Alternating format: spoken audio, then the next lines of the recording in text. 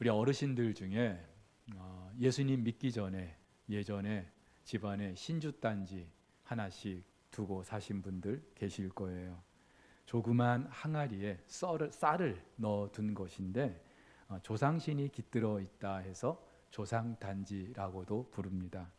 주로 집안의 애군을 물리치고 무병장수 또 만사 형통을 빌기 위해서 두는 것으로 알려져 있는데 그냥 평범한 항아리예요. 근데 사람들이 이걸 마치 정말로 귀한 것처럼 신격화된 그런 물건으로 그렇게 여기고 있습니다. 그래서 우리가 흔히 어떤 물건을 귀하게 여길 때 신주단지 모시듯 한다 그런 말도 있지 않습니까? 그런데 이 신주단지를 집안에 이렇게 드릴 때나 아니면 폐기할 때 반드시 구슬해야 한다고 합니다. 근데 그 비용이 만만치 않대요. 수백만 원에서 수천만 원까지 한다고 합니다. 제가 설교 준비를 위해서 인터넷에서 이 신주단지에 관한 자료를 좀 찾는 중에 어떤 스님이 신주단지 폐기하는 비용이 원래는 200만 원인데 자기는 100만 원에 할인해 준다는 글을 보게 됐어요. 석포교회 최문식 목사는요, 무료로 해주니까 소문을 좀 많이 내주시기를 바랍니다.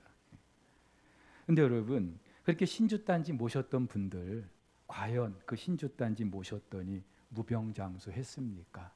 만사형통 했습니까? 출애굽하고 나서 가나안에 정착한 이스라엘 백성들 사사시대라는 극심한 혼란기를 지나게 됩니다. 나라에 왕이 없던 때였기 때문에 정치적으로도 혼란스러웠지만 무엇보다도 이방 민족들과 끊임없이 전쟁을 치러야 했어요. 오늘 본문의 배경이 되는 것도 엘리가 대제사장으로 있던 때 블레셋과 전쟁을 하게 됩니다. 그런데 이 전쟁에서 이스라엘 백성들이 수세에 몰리게 됐어요. 그러자 이스라엘의 장로들이 실로에 있는 법궤를 가져옵니다. 여러분 아시는 것처럼 여호와의 법궤, 성막, 그것도 지극히 거룩한 지성소에 있는 한마디로 하나님 임재의 상징입니다. 그래서 이 백성들은 그 법궤를 가져오면은 자기들이 전쟁에서 이길 줄 알았던 거죠. 근데 결과는 너무나 치명적이었어요. 그 전쟁도 크게 패하였고 당시 엘리 대제사장, 그의 두 아들 그리고 며느리까지 다 죽습니다. 제사장 가문이 몰살한 거예요. 그리고 그 법궤를 그만 블레셋에 빼앗겨 버립니다.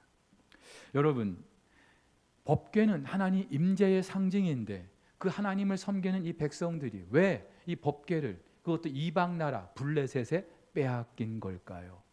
잠시 후에 우리가 나누도록 하고 먼저 그렇게 블레셋 땅에 법궤가 들어간 이후에 어떤 일이 벌어졌는지 한번 보겠습니다. 블레셋 사람들은요 그 법궤를 빼앗아서 자기들의 그 신 다곤 신전에 그 신상 곁에 두었어요. 이 다곤 신은요 보시다시피 그 하반신이 물고기 모양을 한 그리고 그네들에게 풍요와 다산을 가져다 준다고 여겨졌던 신입니다. 그렇다면 왜 이 사람들은 여호와의 법궤를 이 다곤 신상 곁에 두었던 걸까요? 고대 근동의 나라들 그 전쟁은요 신들의 전쟁이었어요. 나라들마다 그 수호신이 있는데 내가 이 나라가 다른 나라를 이겼을 경우 우리 신이 그 나라의 신보다 더 우월하기 때문에 이긴 걸로 그렇게 여겼던 것입니다. 그리고 그렇게 전쟁에서 이기면 그들이 섬기던 그 신상을 자기들의 신전에 가지고 와서 그 신전에 두었던 거예요. 다니엘서 1장을 보면은 바벨론의 느부갓네살이 남쪽 유다를 침략한 후에 여호와의 성전의 기구들을 가져다가 바벨론 신전 안에 두게 되는데 바로 그런 이유 때문이죠. 자, 근데 문제가 생겼습니다. 이 블레셋 사람들이 이튿날 그 신전에 들어가 보니까 다곤이요, 그 다곤 신상이 여호와의 법궤 앞에 얼굴을 땅에 닿고 엎드러져 있는 거예요. 얼굴이 땅에 닿았다는 것은 항복했다는 말이죠. 굴복했다는 말이에요. 이 모습을 봤던 그 블레셋 사람들이 얼마나 찜찜했을까요? 불길한 예감이 들지 않았습니까? 그래서 다시 그 신상을 세워둡니다. 근데 그 이튿날 들어갔더니 이번에는 엎드러져 있기만 한 게 아니라 그 다곤 신상의 머리와 두 손목이 끊어져 있는 거예요. 여러분, 보통 머리는 그 어떤 한 인격체의 사고력, 지혜를 상징하죠. 그리고 손은 그 사람의 어떤 힘과 능력을 상징합니다. 근데 그들이 섬기는 다곤 신상의 머리가 끊어지고 손목이 끊어졌다. 아무것도 생각할 수 없고 아무것도 할 수 없는 그런 무용지물이 됐다는 말이에요. 한마디로 그네들의 그 신상 다곤이 거짓된 우상에 불과하다는 것이 여기서 드러나고 있습니다. 근데 문제는 여기서 끝나지 않죠. 그렇게 법궤가 블레셋 땅에 들어간 이후에 블레셋 지경 안에 독한 종기가 발생해요. 그 종기가 발생하면은 최소한 죽음이에요. 그래서 이 법궤를 이곳저곳 옮겨 보는데 여전히 그 법궤가 이르는 곳마다 종기가 있는 거예요. 그러니까 이 블레셋 사람들이 못 살겠다고, 제발 우리를 살려달라고 부르짖었다는 그 표현이 사무엘서 5장에 보면은요 기록되어 있어요. 나중에는 야, 이게 법궤를 우리가 가져와서 그러나 보다 해가지고 법궤를 다시 돌려주려고 합니다. 자, 여러분, 그렇다면은 오늘 사무엘상 5장에서 이런 일련의 사건들을 기록한 이유가 뭘까요? 저와 여러분들이 이 말씀을 읽게 하는 이유가 뭘까요? 무엇보다도 자기들 소견에 옳은 대로 살던 그 사사시대에 하나님께서는 왜 이런 사건들을 통하여 그 백성들이 이 말씀을 읽게 하시는 걸까요? 그렇죠? 여호와 하나님이 참 신이 되시고 온 우주 만물의 주권자 되신다는 사실을 오늘 본문이 저와 여러분들에게 분명히 선포하고 있는 줄 믿으시기를 바랍니다. 반면에 다곤과 같은 그런 사람들이 만든 신상들은 아무것도 아닌 거짓된 우상에 불과하다는 걸 말하고 있는 거예요. 단적인 예로 그 다곤 신상이 여호와의 법궤 앞에 엎드러졌을 때 스스로 일어날 힘도 없어요. 그래서 그것을 섬기는 사람들이 일으켜 세워줘야 될 정도였어요. 그게 무슨 신이에요? 더군다나 머리와 손목이 끊어져서 아무것도 알 수가 없어요.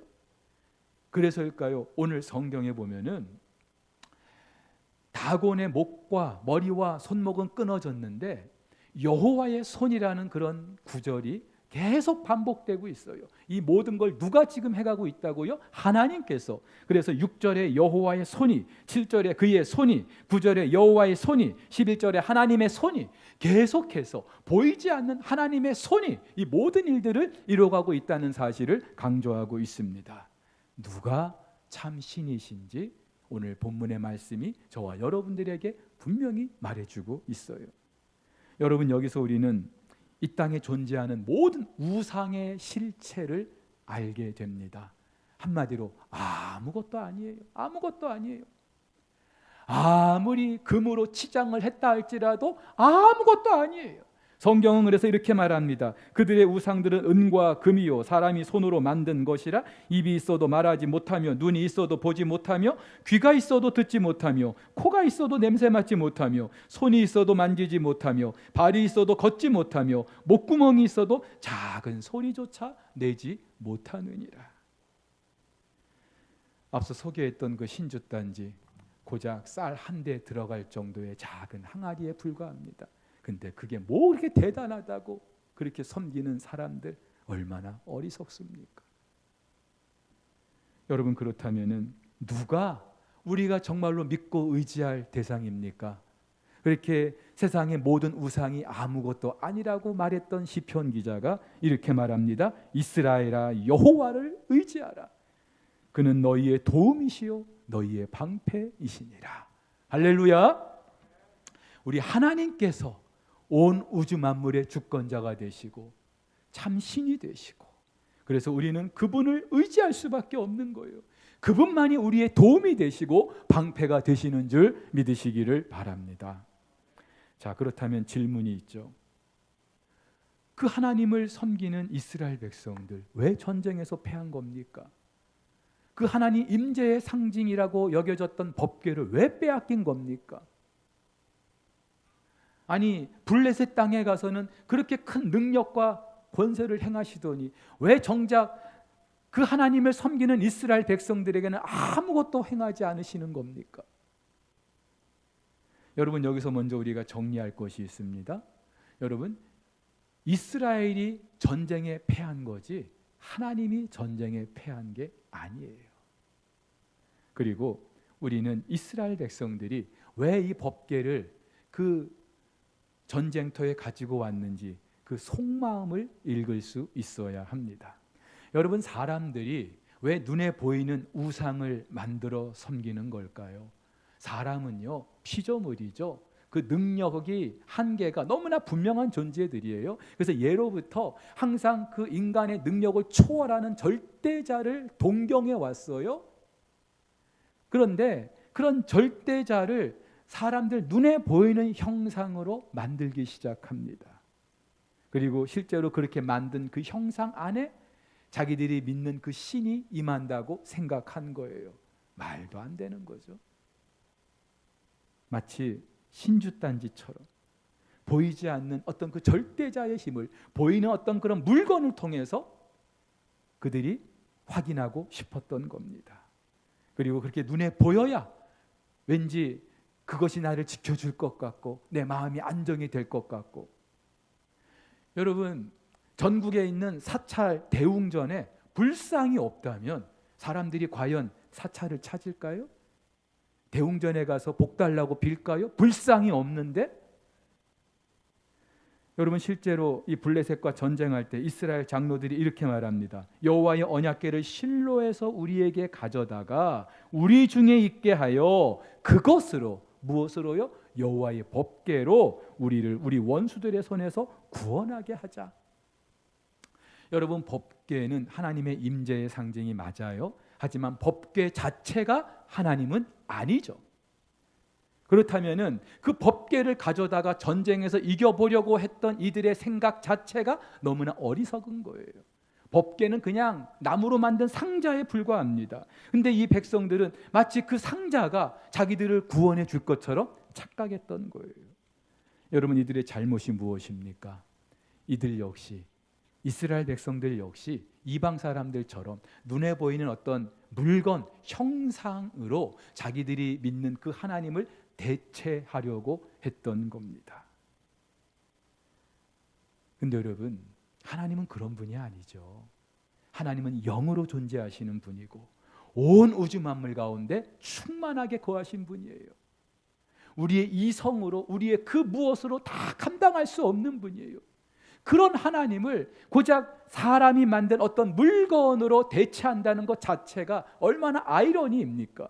그래서 하나님은 십계명 두 번째 계명에서 제1계명에 나 외에 다른 신을 두지 말라 하시면서 그 어떤 형상이든지 나를 비교서 만들지 말고 섬기지 말라고. 왜요? 그것을 만들어 섬기는 순간부터 그것이 우상이 되는 거예요. 실제로 솔로몬도요, 그렇게 크고 화려하게 성전을 지었는데도 어떻게 하나님께서 이 성전에 계실 수 있겠습니까?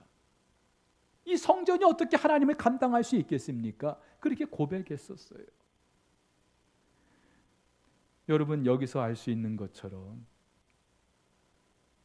마치 그 법궤가 하나님인 것처럼 착각했던 이 백성들, 이방 사람들의 그런 생각, 그런 사고방식 그대로 가지고 있었던 거예요.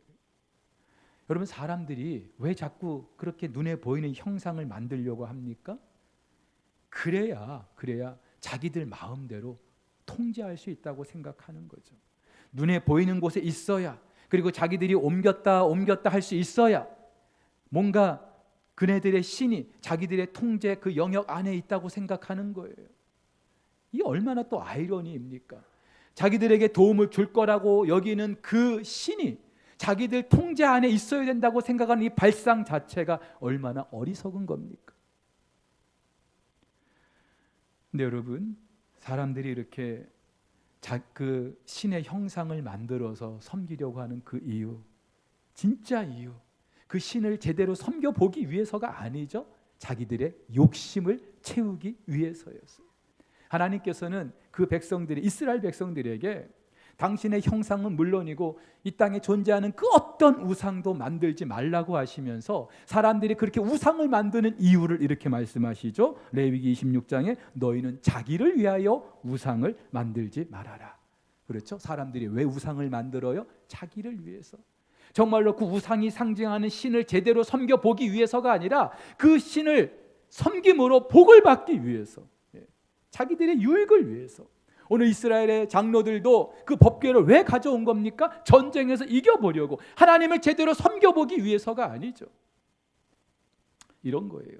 부모님 살아계실 때는 그렇게 부모님 돌아보지도 않고 효도도 안 하던 자식이 정작 부모님 돌아가시고 나니까 장례를 뻑적지근하게 치릅니다.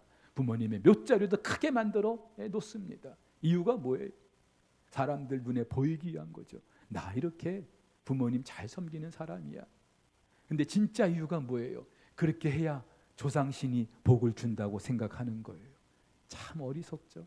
살아계실 때는 그렇게 불효하더니 돌아가시고 나서 아무리 묘자리 크게 만들면 뭐해요?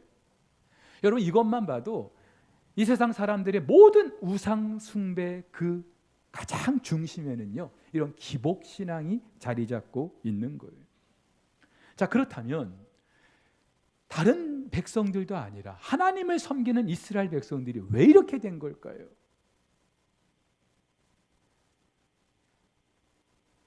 한마디로 말씀을 드리면은 그네들이 그만큼 영적으로 어두워졌기 때문이죠. 하나님의 말씀을 존중하지 않았던 거예요. 애굽에 있을 때는 애굽의 그 신들을 섬기면서 애굽 사람들의 가치관을 따르고, 가나안에 들어와서는 그 가나안의 신을 섬기면서 가나안 사람들의 생활 방식을 따르고, 그러면서 그들을 출애굽하신 분이 하나님이신데, 그들을 가나안에 들이신 분이 하나님이신데 정작 그 하나님의 말씀을 존중하지 않았던 거예요. 그러면서 모두 다 자기 소견에 옳은 대로 살았던 것이죠. 자, 그래서일까요? 하나님도 그렇게 하나님 당신의 말씀을 존중하지 않는 그 백성들에게 하나님도 더 이상 말씀하지 않으십니다. 3장 1절에 이렇게 기록하고 있어요. 아이 사무엘이 엘리 앞에서 여호와를 섬길 때에는 여호와의 말씀이 희귀하여 이상이 흔히 보이지 않았더라. 여러분, 말씀이 희귀하다, 이상이 보이지 않다, 무슨 말이에요? 하나님이 더 이상 그들에게 당신을 나타내지 않으시는 거예요. 말씀하지 않으시는 거예요. 왜요? 그들이 하나님 말씀 들을 준비가 안 돼 있거든요. 하나님이 아무리 선지자들을 보내서 말씀하셔도 듣지 않기 때문이죠. 그 말씀을 듣지 않는다는 것은 하나님을 존중하지 않는다는 것이죠. 하나님께서도 더 이상 그들에게 말씀하실 수가 없는 거예요. 우리 부모님들, 자식들이 부모님 말씀을 안 듣는데, 귀담아 듣지 않는데, 콧방귀도 끼지 않는데 계속 말하고 싶습니까? 우리 어르신들, 아랫사람들이 그 어르신의 말을 제대로 듣지도 않는데 계속 말하고 싶습니까? 아니죠. 내 말을 듣지 않으면 더 이상 말하고 싶지 않은 거예요. 하나님도 마찬가지예요. 하나님이 잘못돼서가 아니라 그 백성들이 하나님 말씀을 듣지 않으니까, 존중하지 않으니까 하나님도 더 이상 그들에게 말씀하지 않으시는 거예요. 여러분, 이것은 역사적으로 영적으로 어두울 때 나타나는 분명한 사실입니다. 하나님 말씀이 들리질 않아요.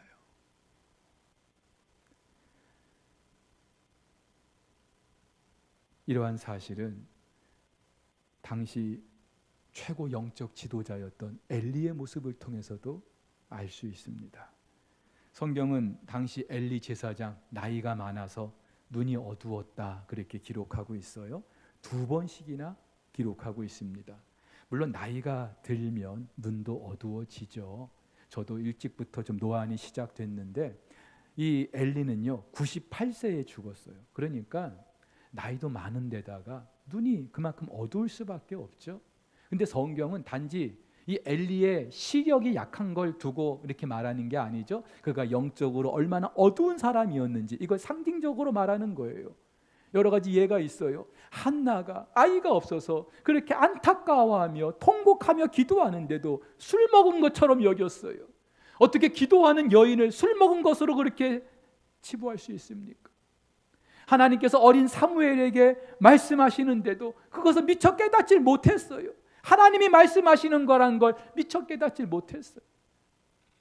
근데 더 결정적으로 그 두 아들 홈리와 비느하스 완전히 개망난이에요. 그렇다면은 아버지로서 이 아들들을 제대로 양육을 했어야 되는데, 이 아들들이 보통 아들입니까? 평범한 아들이 아니에요. 그 나라의 제사장들이에요. 영적 지도자들이에요. 근데 엘리는요, 이 아들들을, 그들의 잘못을 그냥 그대로 방치해 두고 있어요. 결국 하나님께서는 어린 사무엘을 불러서 그 엘리의 가문에 있을 심판을 말씀하시죠. 엘리를 직접 불러서 말씀하시는 게 아니라 이제 코울리게 그 사무엘을 불러서 그에게 말씀하시는 거예요. 엘리도 하나님이 무슨 말씀을 하셨는지 궁금은 했나 봅니다. 물어보죠. 사무엘이 두렵고 떨림으로 하나님 말씀을 전합니다. 그런데도 보세요, 엘리는요, 자기 집에 임할 하나님의 심판을 어린 사무엘을 통해서 말씀하셨는데도 회개하지 않아요. 회개하지 않아요. 한마디로 당시 한나라 최고 영적 지도자부터 백성들이 이르기까지 어떤 상태였는지를 잘 알 수 있어요. 그리고 이런 그네들의 영적인 상태가 하나님의 법궤를 빼앗기게 했던 것입니다. 한마디로 그 법궤가 상징하는 하나님의 임재, 하나님의 영광이 사라진 거예요. 그래서 4장 마지막 절을 보면은요, 그렇게 법궤를 빼앗긴 후에 엘리의 며느리가 그 아이를 출산하면서 뭐라고 이름을 지어요? 이가봇, 하나님의 영광이 떠났다. 그래서 4장 마지막 절은 이렇게 기록합니다. 또 이르기를 하나님의 궤를 빼앗겼으므로 영광이 이스라엘에서 떠났다 하였더라. 자, 질문이 있습니다. 여러분, 이스라엘 백성들이 법궤를 빼앗겼기 때문에 하나님의 영광이 떠난 겁니까? 아니면 이들이 하나님의 말씀을 존중하지 않았기 때문에 법궤를 빼앗긴 겁니까? 한번 대답을 해보시죠. 그렇죠. 법궤를 빼앗겨서 하나님의 영광이 떠난 게 아니죠. 그들이 하나님의 말씀을 듣지 않고 존중하지 않았기 때문에 법궤를 빼앗긴 거예요. 여러분, 법궤는요, 조각목으로 만든 상자예요. 그리고 그 안팎을 황금으로 둘러쌌어요. 이 황금이 없다면 그야말로 그냥 평범한 상자에 불과합니다. 근데 여러분, 이 법궤가 특별한 이유는 황금으로 둘러있기 때문이 아니에요. 하나님께서 이 법궤를 특별하게 구별하셨거든요. 하나님이 구별하셨기 때문에. 그리고 더 중요한 이유가 있습니다. 이 법궤 안에는 무엇이 있었습니까? 하나님께서 모세에게 주신 십계명 두 돌판이 있었어요. 하나님의 말씀이 들어있었던 거죠. 그래서 이 법궤를 일명 언약궤, 법궤라고 부르는 이유가 뭐예요? 하나님의 말씀이 그 안에 있기 때문에. 그리고 더 중요한 게 있습니다. 하나님은요, 이 백성들을 어디서 만나 주셨느냐? 이 법궤에서 만나 주셨어요. 사진 한번 다시 보여주시죠. 이 법궤 그 상자 위에 두 천사가 날개를 이렇게 서로 마주하고 있습니다. 그 날개 아래 법궤 위 이 공간을 속죄소라고 말씀드렸어요. 하나님은 바로 여기서 그 백성들을 만나 주겠다고 말씀하셨어요. 그래서 민수기 7장에 보면은 모세가 회막에 들어가서 여호와께 말하려 할 때에 증거궤 위 속죄소 위에 두 그룹 사이에서 자기에게 말씀하시는 목소리를 들었으니 여호와께서 그에게 말씀하심이었더라. 그렇죠? 하나님은요, 이 법궤에서 말씀해 주셨어요. 그래서 이사야 선지자는 이곳을 일컬어 하나님의 보좌라고, 다윗도 하나님의 발판이라고, 시편 기자도 하나님의 발등상이라고 그렇게 말합니다. 보좌, 발판, 발등상, 하나님이 거기에 계신다는 말이죠. 거기에 계시는 하나님이 말씀하신다는 말이죠. 여러분, 이것만 봐도 이스라엘의 하나님 여호와는 그 백성들에게 말씀하시는 분이에요.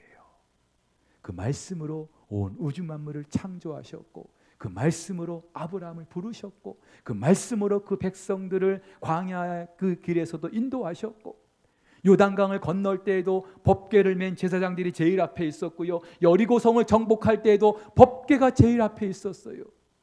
이스라엘 백성들이 광야 행진할 때에 불기둥 구름기둥이 그들을 떠나지 않았다고 하는데, 그 불기둥 구름기둥이 어디서부터 시작된지 아십니까? 바로 지성소 이 법궤 위로부터 그 하나님의 불이 구름이 시작된 거예요.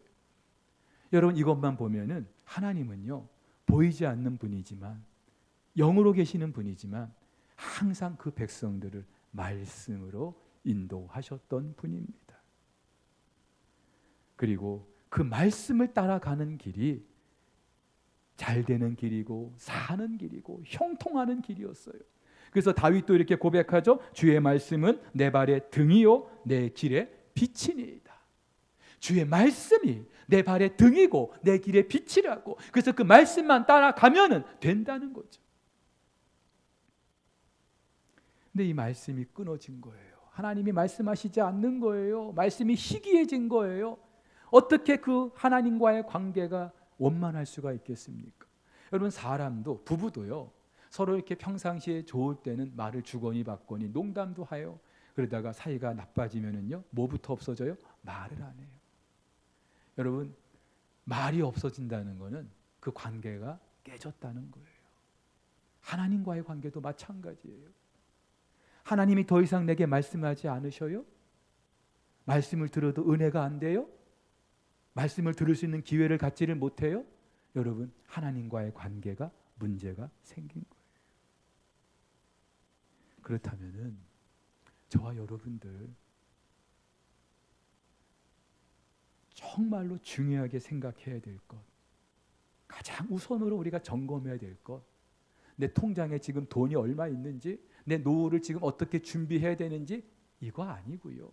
나는 지금 하나님 말씀 앞에 어떤 자세로 임하고 있는지, 지금 내 귀에 하나님의 말씀이 들리고 있는지, 하나님의 말씀이 들려지는 곳을 내가 찾고 있는지, 시간마다 그 말씀을 묵상하고 읽고 있는지. 여러분 만약에 하나님께서 여러분에게 계속 말씀하고 계시다면 여러분에게는 소망이 있는 줄 믿습니다. 그리고 하나님이 여러분과 함께 하심을 믿으시기를 축복합니다. 왜냐하면 하나님은 말씀으로 계시는 분이기 때문에. 근데 그 하나님 말씀이 들리질 않아요? 들을 기회도 가질 수가 없어요? 예배 시간에 참여하는 것보다 또 전에보다 그 횟수가 줄어들었고, 말씀을 읽는 것도 전에는 그래도 하루에 한 장이라도 읽어보려고 했는데 그나마도 안 되고 있습니까? 기도 시간도 여러분들이 제대로 지키질 못하고 있습니까? 이유가 있겠죠. 먹고 살기 위해서 바빠서요. 근데 여러분 우리는 그러면서 정말 중요한 걸 놓치고 있어요. 하나님과의 관계가 점점 멀어지고 있다는 것, 하나님 말씀이 내게 들리지 않고 있다는 것, 이것이 얼마나 치명적인 것인지 우리는 모르고 있어요. 여러분 하나님 말씀이 내게 들리지 않으면요 우리는 반드시 내 생각대로 살 수밖에 없어요. 내 생각이 옳다고 어떻게 자신할 수 있어요? 내 생각은 결국 사탄의 생각이에요. 사탄이 하나님 말씀이 들리지 않는 그 사람들을 틈타서 자기의 생각을 심어주는 거예요. 우리는 그게 마치 합리적이고 지혜로운 것처럼 착각하죠. 여러분 그렇다면은 이전처럼 내가 하나님 말씀을 찾고 있지 못하다면, 이전처럼 하나님 말씀이 내 귀에 들리지 않는다면, 이전처럼 하나님 말씀 앞에 내가 정말로 감격해하지 못한다면 여러분 무릎을 꿇어야 돼요. 하나님 나를 불쌍히 여겨주세요. 나를 긍휼히 여겨주세요. 다시 말씀을 들려주세요. 다시 은혜를 회복해 주세요. 여러분 엘리가 어린 사무엘에게 주신 그 말씀이지만 그 말씀을 자기에게 주시는 말씀이잖아요. 그렇다면 그 말씀을 듣고 그 자리에서 모든 자존심 다 내려놓고 하나님 내가 잘못했습니다 무릎을 꿇었다면 하나님은 그를 회복시켜 주셨을 거예요. 근데 우리는 이걸 잘 못해요. 회개할 기회인데 회개를 못해요. 이 사람들의 특징이 있어요. 말씀 듣는 기회를 갖지를 못해요. 말씀 듣는 기회만 피해 다녀요. 말씀 듣는 자리에서도 듣질 않아요. 귀가 닫혀져 있어요. 어떻게 하나님 말씀을 들려줄 수 있겠어요? 사랑하는 우리 성도 여러분, 오늘 본문을 통해서 우리가 확인한 것이 있습니다. 이 땅에 그 누구도 그 무엇도 여호와 하나님을 당할 자가 없는 줄 믿습니다. 자, 그런데 그 하나님의 말씀을 순종하고 그 말씀을 존중하는 사람들 역시 이 세상에 그 누구도 당할 사람이 없는 줄 믿으시기를 바랍니다. 그래서 히브리서 기자가 뭐라고 말해요? 이런 사람은 세상이 감당치 못할 사람이다. 세상이 이겨먹지 못할 사람이라는 것이죠. 누가요? 하나님 말씀을 듣고 그 말씀대로 살려고 애를 쓰면서 믿음으로 살려고 하는 사람들. 우리는요, 자꾸만 세상의 사람들이 추구하는 것처럼 돈을 좀 많이 내가 손에 쥐면은, 내가 공부를 좀 더 많이 하면은, 높은 자리에 올라가면은 사람들이 나를 인정해 줄 것처럼, 내 권위가 세워질 것처럼, 사람들이 나를 하나님 믿는 사람으로 인정해 줄 것처럼 생각하는데 착각이죠. 착각이죠. 여러분, 이게 착각인 두 가지 이유가 있어요. 내가 아무리 돈을 많이 벌어도 나보다 돈 많은 사람이 훨씬 더 많아요. 내가 아무리 공부를 많이 해가지고 석박사를 땄다 할지라도, 그걸 자랑한다 할지라도 나보다 공부 많이 한 사람 더 많아요. 아무리 얼굴이 예뻐서 자랑하고 싶어도 나보다 더 예쁜 사람들이 더 많아요. 여러분, 나보다 돈이 없는 사람 앞에서 그래도 내가 좀 어깨 펴고 의시될 수 있었는데, 나보다 더 많은 사람 앞에서는요, 어떻게 돼요? 또다시 나는 어깨를 움츠릴 수밖에 없는 거예요. 내가 왜 이렇게 사는지, 하나님이 왜 나에게 이런 복을 안 주시는지 하나님 탓하고 있어요. 근데 여러분, 우리가 이 세상의 것을 가지고 강해지려고 그것이 나의 능력인 것으로 생각하는 것이 착각인 진짜 이유는, 세상의 것은요, 나를 교만하게 합니다. 교만하게 해요. 돈이 좀 예전보다 많아졌어요? 집을 좀 넓은 집에 살게 됐어요? 자동차를 좀 좋은 자동차를 타게 됐어요? 하나님의 복인 줄 알고 겸손하게 하나님 앞에 엎드려야 되는데, 우리는 그것이 마치 내가 자라서 그런 것처럼 교만해져요. 마음이 높아져요. 하나님이 좋아하시겠어요? 마음이 높아진 교만한 사람들은 결국 하나님과 등을 지게 돼 있는데, 하나님께서 내가 복을 주면은, 돈을 주면은, 물질을 주면은 그것 때문에 나를 떠날 게 분명한데 그걸 주시겠냐 이 말이죠. 여러분, 그래서 우리는 바울처럼 주신 것을 족한 줄로 알고 늘 자족하는 그 마음을 가져야 되는 이유가 바로 여기 있는 거예요. 그리고 우리의 강함은 세상 사람들이 생각하는 것처럼 세상의 그 그럴듯한 그 부귀영화에 있는 게 아니고, 내가 하나님 편에 있을 때, 나는 비록 약한 자이지만 내가 하나님 말씀을 존중하고 그 말씀에 순종하려고 몸부림할 때 비로소 하나님의 능력이 나와 함께 하는 줄 믿으시기를 바랍니다. 여러분, 그래서 3장 아까 말씀드린 것처럼 1절에서는 여호와의 말씀이 희귀하였다라고 했어요. 근데 그 3장 마지막 절에 가면은 그 희귀하던 하나님의 말씀이 다시 나타나셔요. 누구에게? 엘리에게? 아니요, 어린 사무엘에게. 말씀하옵소서, 주의 종이 듣겠나이다. 겸손하게 그 말씀을 듣고자 했던 사무엘에게 하나님이 다시 말씀하시기 시작합니다. 그러면서 그 하나님의 말씀을 듣고자 했던 사무엘의 말이 하나도 땅에 떨어지지 않게 하셨다고요. 갈수록 권위가 사라지는 그런 시대를 살고 있어요. 근데 여러분, 우리 그리스도인이 정말로 추구해야 될 그 권위는요, 영적인 권위예요. 그리고 이 영적인 권위는 다른 게 아니죠. 내가 하나님을 존중할 때, 하나님의 권위를 인정할 때, 하나님의 말씀을 우리가 존중할 때 비로소 나에게도 영적 권위가 주어지는 줄 믿으시기를 바랍니다. 갈수록 혼탁해지는 이때에 저와 여러분들 말씀을 존중하면서 하나님이 어떠한 분인지 경험하면서 그 말씀으로 승리하는 우리 모두가 될 수 있기를 주의 이름으로 축복합니다.